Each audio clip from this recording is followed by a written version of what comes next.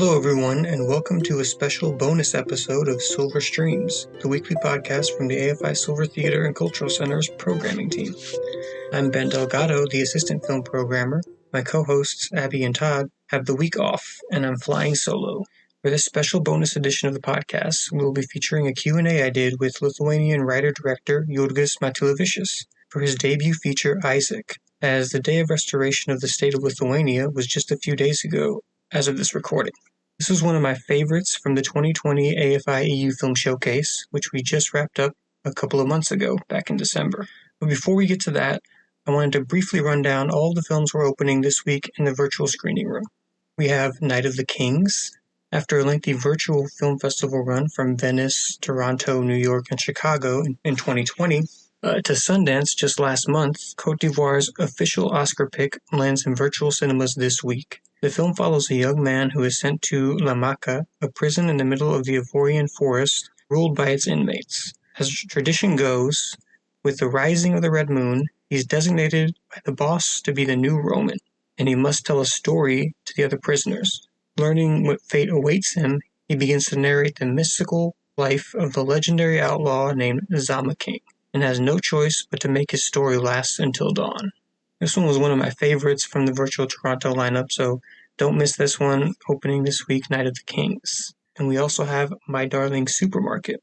In this documentary, grocery store employees, today's essential workers, get a star treatment, and this film was made prior to the pandemic. It's set within a bright, colorful supermercado in Sao Paulo, Brazil, and is a charming, funny documentary that glides through a seemingly endless array of vibrantly designed shelves and displays.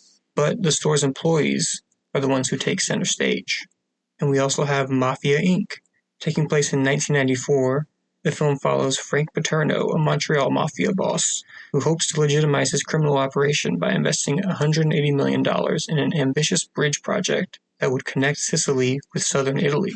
First, he needs to recover the necessary funds from his Greek creditor in this crime thriller based on a true story. We also have A First Farewell, the debut feature for writer-director Wang Lina, winner of the Best Film in 2019 Berlin International Film Festival in the Generation K+ section. The film is an affectionate and naturalistic look at Isa, a young boy living in deep northwestern China surrounded by cotton fields and desert, with a mother who is ill and a missing goat on top of that. The film shows us a Muslim minority in China through the innocent lens of 3 children and their farming families. And on the occasion of the film's 10th anniversary, we have The Story of Lovers Rock. Most recently explored in Oscar-winning director Steve McQueen's Small Axe, Lovers Rock, often dubbed romantic reggae, is a uniquely black British sound that developed in the late 70s and 80s, against the backdrop of riots, racial tensions, and sound systems.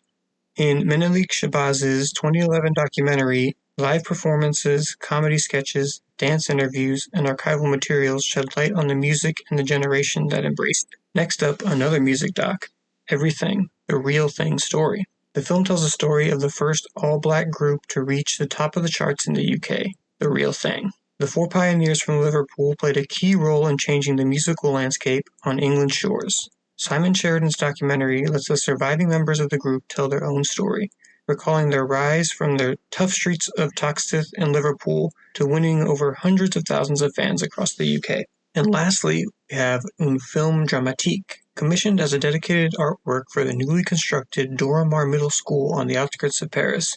Un Film Dramatique is a lively portrait of the first class to attend the school, filmed over the course of 4 years. The group of 21 middle schoolers discusses the drama of their daily lives and experiments with cameras and equipment. They are the film's subjects and its creators, resulting in a refreshingly uninhibited approach. As I mentioned at the top of the show, I had the pleasure of chatting with Jurgis Matulevicius for our virtual AFI EU Film Showcase, where he screened his debut feature, Isaac. We talked about everything from Russian post-punk to black and white cinematography and making films in a pandemic. Isaac is still making its way around the virtual festival circuit, most recently at Slamdance, which just wrapped yesterday if you're listening to the podcast the day it drops. So keep an eye out for it if you didn't get a chance to see it in the EU Film Showcase. And even if you haven't seen the film, it's still a pretty fun conversation I had with Jurgis, and we keep it fairly spoiler-free. So please enjoy this Q&A for Jurgis Matulevicius' debut feature, Isaac. Today we're joined by writer-director Jurgis Matulevicius, who has directed several shorts, but this is his feature debut. Isaac premiered at the 2019 Tallinn Black Nights Film Festival, and we're so happy to have him today. Thank you so much, Jurgis. Thank you for being here, and thank you for this amazing film. Thank you. I'm glad to be joining you in this conversation. We're very happy you could make time for us to talk a little bit about this wonderful movie that I was lucky enough to see in the virtual Marché in Cannes back in June, and I knew as soon as I saw it that we had to play it. It was an amazing movie, an amazing debut. And the film itself, as many of the viewers will know, it was an adaptation from a short story. Can you talk a little bit about that process and going from shorts to features and how you decided to adapt a short story and you came to this story in particular? Well, first of all, I think that there are only a few good writers in Lithuania, and one of them was Antanas Škėma. And well, so I don't know. I was introduced to him in school. In the basic reading list we had to go through. And well, he reminds me of the Beat generation, especially like William Burroughs or I don't know, Allen Ginsberg. But he started writing before them, and he was an exile, and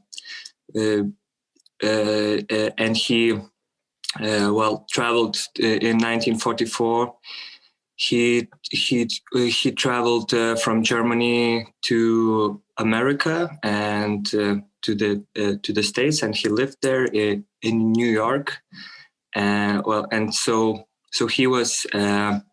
First of all, he was an actor and a theater director and a writer. So, and his works for me are really cinematic.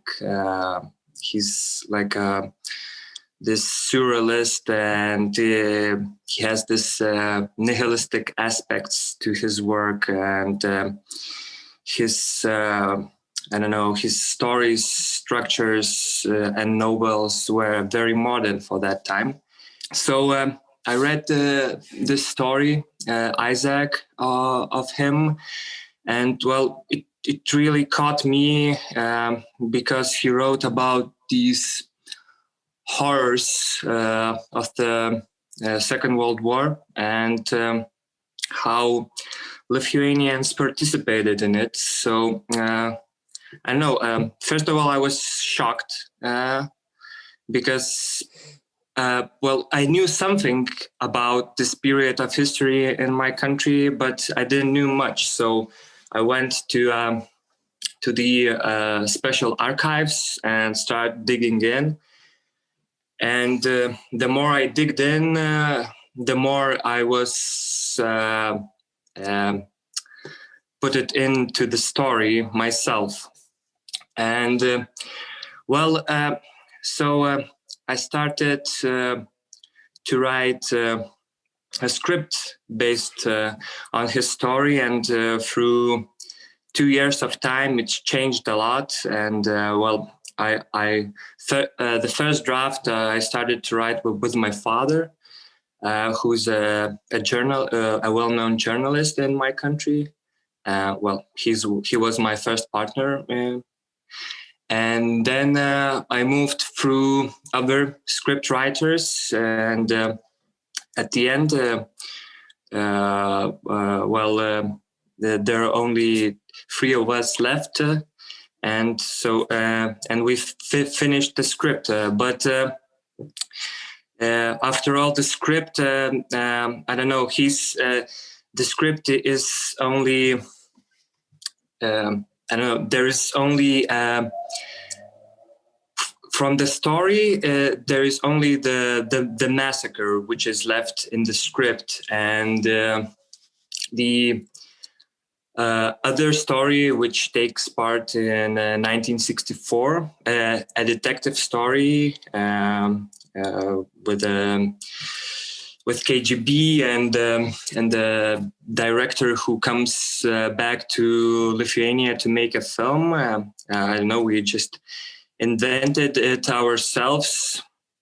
Of course, we took some characters from the other stories of Antanas Škėma, and I found many useful material in the archives, reading about exiles and agents of the Soviet times in Lithuania. Yeah, no, that's great, and I'm sure that's a lot of research that went into it. There's a lot of history here that, as you mentioned, you didn't know that much about, and I'm guessing most people outside Lithuania have no idea about these things. It's probably pretty unknown. I know I didn't know anything about it. Is there anything in your research that you found that was particularly surprising that you didn't expect? Well, when I starting to do a research, there was a new book was published about the Holocaust in Lithuania, and at that time it was very controversial because the book portrayed some of people who were involved in the partisan movement. It's like a liberation movement of Lithuanians, which started in 44 and lasted till 47. The people who went to the woods and fought the Soviet army, trying to hold our independence, that some of that people were involved with Nazis in a Holocaust, and they participated in the killings. And that was really shocking for me because our country portrayed these people as heroes. Then I saw them in a different light. So yeah, it was really controversial, and I really liked this controversy in this theme I was going to show, to portray in my film. Yeah, that's certainly a different take from what people would necessarily know. Has that come up yet in showing the film, or has anyone who's seen it been bothered by that aspect of the film or the telling, similar to how they were with the new book that came out? The thing is that because of pandemic, I didn't had a premiere in Lithuania of my film, and I'm still waiting for the opinions and I don't know, and the comments about this controversy that I'm dealing with. But yeah, I only showed this film in numerous festivals abroad my country. So yeah, I still don't have a reaction of I don't know, Lithuanians, and I'm really looking forward to it. Yes. Yeah. So then hopefully next year when you're able to show it, we'll see how that reaction happens. As people know who've seen the film, the opening is this really intense, long, approximately like 8 minutes, unbroken take. This beautiful shot, but really harrowing, kind of gruesome at times. But it's not the only shot you do in the film this way. These long takes that you do throughout the film, you kind of do it a lot in a lot of different times. Can you talk a little bit about shooting that way and maybe how that was more difficult because some of the technical challenges, but also why you chose to do it? The first idea was to shoot every scene of the film in an uninterrupted take.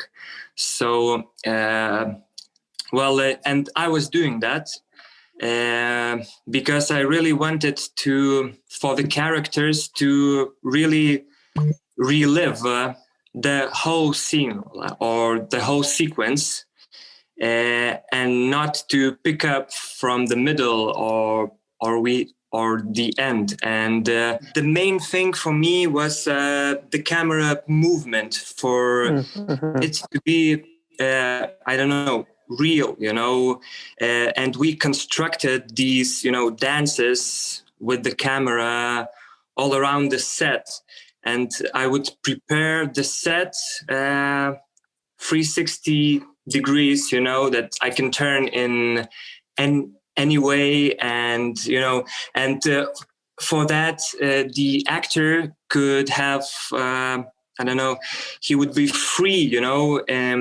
in the set, and the light was prepared everywhere, but most of it was shadows, of course, because of the detective style of the film. And that was really important for me. But after shooting the film, and when I got into the editing, I tried to put everything, one scene after the other, and then I saw that it doesn't work, that way. And then I needed to jump cut the scenes to make a rhythm, to skip some parts from which I was bored a bit, and because I saw that what I was doing, that every scene had the beginning, then the culmination, the and the end, and it was very good for the actors, and maybe for the camera, but in the end, I needed to cut it roughly, of course, every time in editing you create a new film. So and I really like this part. But it was really interesting for me just to try, these uninterrupted takes, and of course it was very difficult for the DOP, and because he couldn't put lights where he wanted. He was like walking with the gimbal, 10-minute shots, 30 takes or something. So it required lots of strength, and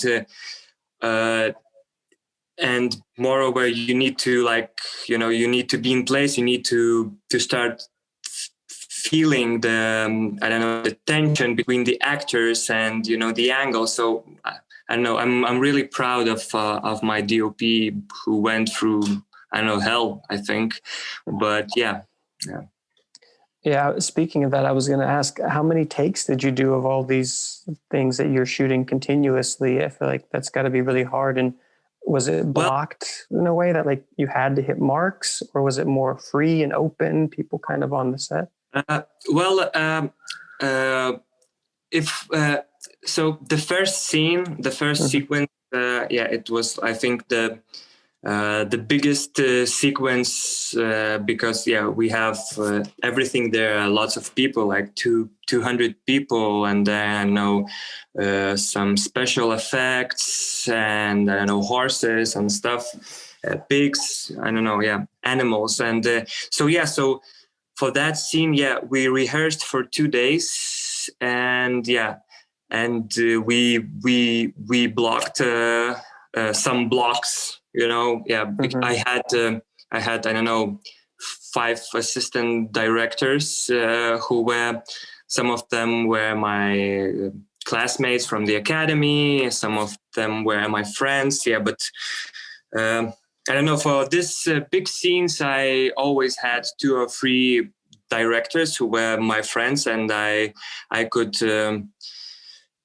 lean on them completely, because they knew what they were doing. And I could just set my mind on the main things which are going, which taking place in film. Yeah. So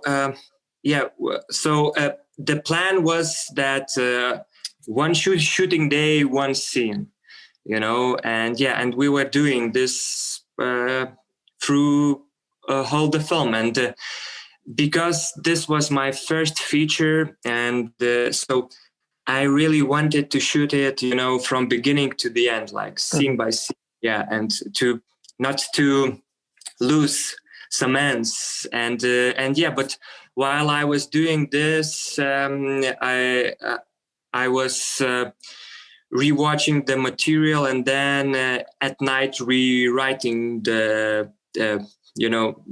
scene that we're going to shoot tomorrow. So it was really intense work, but I really loved it. I love to be on set, and it just a game changer for me to be on set. I'm like a set guy.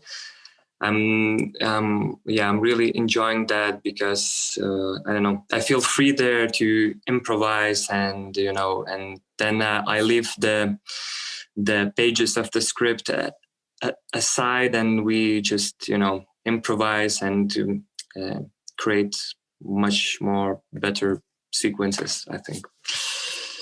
Yeah, and it shows. It's a really captivating film, as I've mentioned.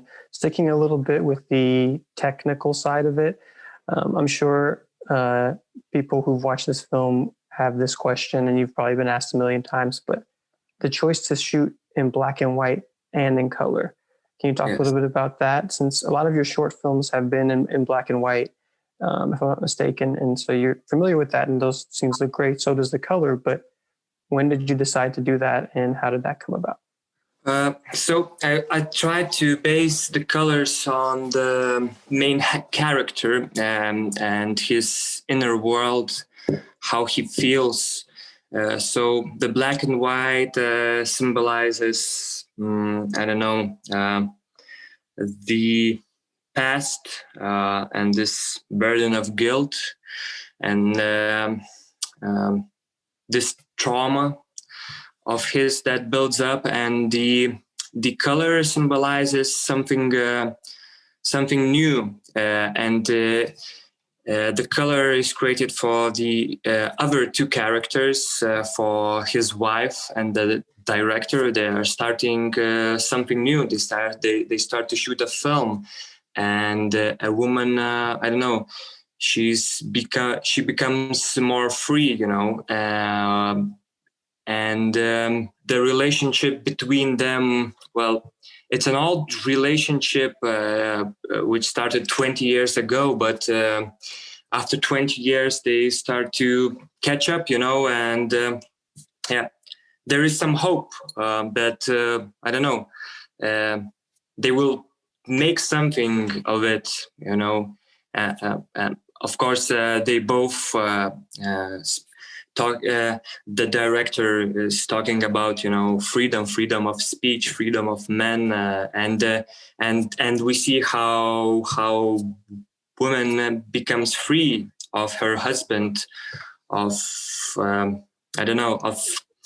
of the norms of Soviet society, and at the end it becomes a monochrome as one more time when this image of guilt which haunts the main character, it's at its peak, and there is no way back. So this three parts and this jumping from color and black and white, I didn't intend it to do when I started to shoot a film, but it came to me while shooting it, just on set, while helping my set dresser. I just saw like what great colors we have here, so why not use it? And then then I need a reason for that, and so Yeah, exactly. It's you needed to, you saw the beauty in front of you and you had to justify it narratively, and you did a great job integrating it and delineating what's color, what's black and white. That works really nicely. And so I want to talk a little bit about the music in the film. For over the opening credits, there's the song Gorad Ustal by the band Ploho, and they actually show up later in the film playing another one of their songs on stage in a really cool dance scene. And then also the rest of the music is really, well done. The score, the other music you hear throughout. Can you just talk a little bit about the music and how the band Ploho got involved, and just overall what your idea was for music in this movie? Well, at that time, I was really into post-punk. I was listening to many bands because, it reminded me of, I don't know, of the 70s when Viktor Tsoi, the famous Russian performer, created all of his songs, and they were about liberation and how it sucked to live in the Soviet Union, and Ploho and other post-punk bands in Russia, I don't know. For me, they had this feeling of Tsoi, of his music, this voice of his, and the words, especially in Ploho music, because in the song of the titles, they sing that this city is ruined and there is no way back, and it's a sin city, and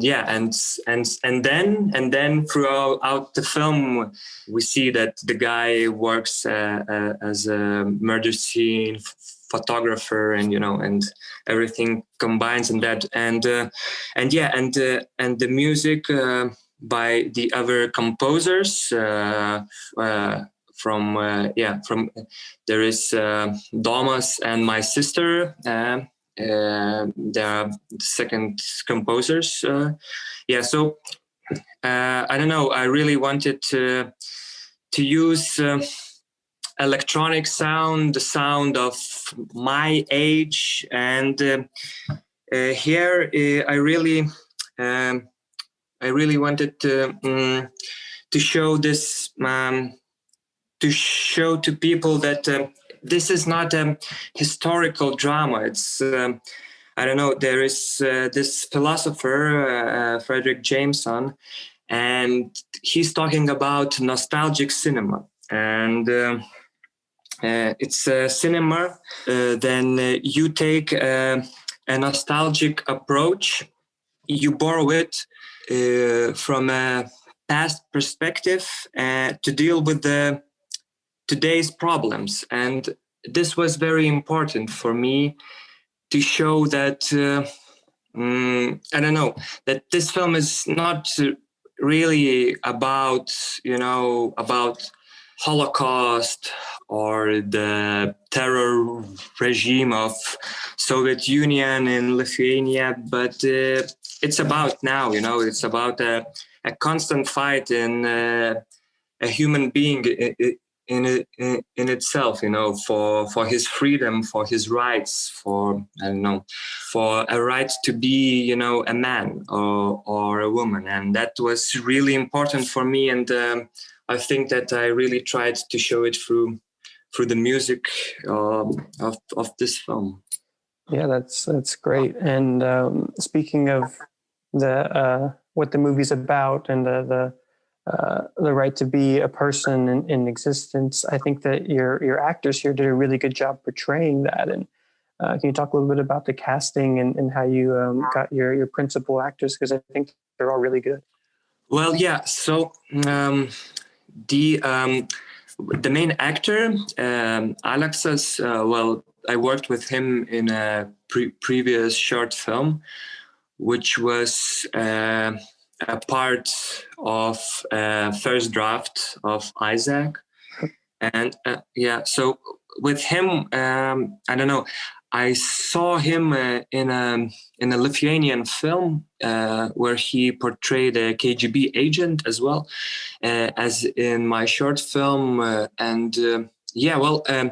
I really liked him because he really knew how to work with camera, and he's one of we don't have so much cinema actors, because the best known cinema actress in Lithuania is Severija, who is acting in my film. But everyone else are theater actors, but in Alex's I saw that he knows how to work the camera, and he has this very specific voice which reminded me of how people I watched lots of films and listened to radio podcasts, and this voice of a man from Soviet Union, it really reminded me a voice of this actor. So yeah, I really wanted for him to act in my film. And one more thing, that the guy who plays Isaac, they really have some similarities, in the faces. And I saw their two photos, and sometimes I couldn't tell which is which, who's who. With Alexis, I had this.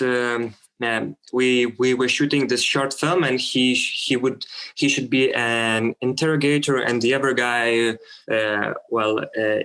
he would play this activist. And there are one day before the shooting, and I'm calling to the actor who should play activist, and he's not picking up. His phone is dead. We're searching for him, through all the city, and he's evaporated somewhere. And so we're still trying to go through the scene with Alexis, and I tell him, can you read, his lines, just to understand how you should react to it. And he's starting to read it, and then I saw that was the thing, that that this movie is going to be that he is interrogating himself, and I don't know, through this short film, there was a connection between us, a very strong one. So I really wanted him to star in this film. And Severija was the star she is of Lithuanian cinema. So I really wanted her in my film, and I was really lucky because when I met her, I made only 4 films, but she was in love with my films, with my short movies, and just started working. And the other actors I took from theater. We have this very well-known Lithuanian theater director, Oskaras Koršunovas, who is, a big name in a theater scene, and they were from his theater. I saw lots of plays with them, and I really wanted them. They were one of the best Lithuanian actors. So I took them, and it's a funny story with the KGB agent Kazimieras. I really wrote the role for him. When I met him, I talked with him about his part, and I asked him, do you speak Russian? And he told me, yes, I do. And that was a lie. And he had, so many lines in Russian during the film. And it was, a horrible experience for him to speak in a language he doesn't know.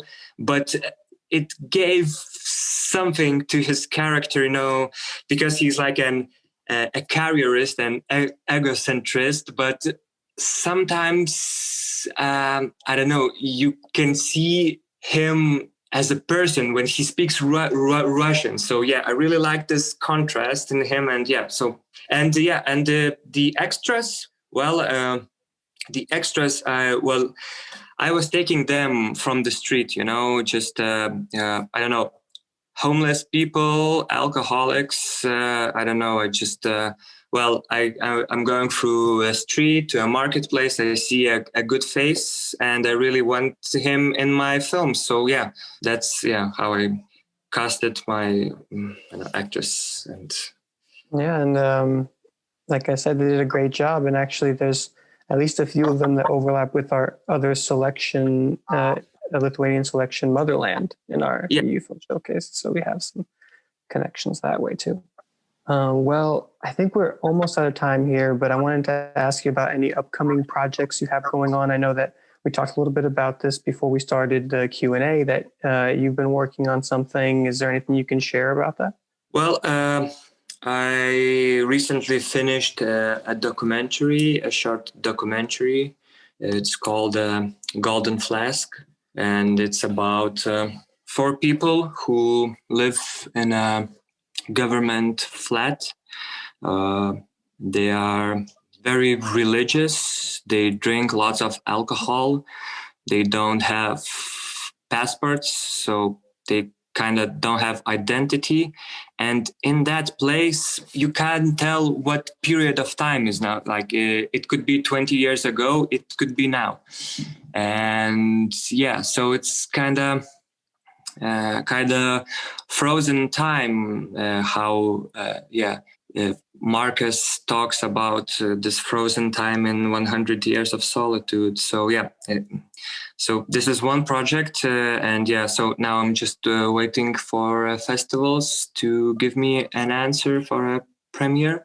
And this film, I shoot it myself because it was a very tiny flat, and I was shooting and directing it. And my friend, who is a set designer of Isaac, was doing sound and focus pulling. So it was kind of, I don't know, two-man project. But it was very nice because it was a documentary, and I really felt, very free because I could, watch only just to put camera and watch how the things that developed itself. So it was kind of therapy for me, from Isaac, which was very intense. And now I'm writing a script about a Bushido fighter who can't fight anymore because he's banned from fighting because he slapped a woman. And this is a film about a hero complex, about a toxic masculinity problem, which is, I think nowadays is very in the spotlight. So yeah. All right. And, maybe we'll see you again for that one when it's ready. Yeah, I hope so. Yeah, I think that we're gonna start shooting in next October. So so a couple of years, and These things, of course, take time.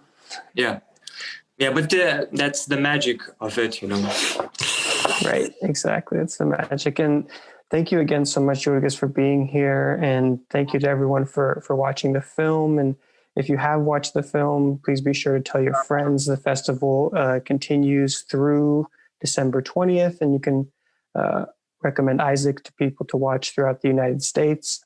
And feel free to watch anything else in the 48 films in the lineup. We're really happy that you made time for us today, Jurgis, and I love this movie. It was, like I said, one of my standout films from the summer when we were looking for things for the festival, and I'm really happy that we can make this work. Thank you very much. Thank you. That wraps it up for this special bonus episode of Silver Streams. I hope you enjoyed my conversation with Jurgis Matulevicius. I had a great time talking with him about his amazing debut feature, and I can't wait to see what he comes up with next.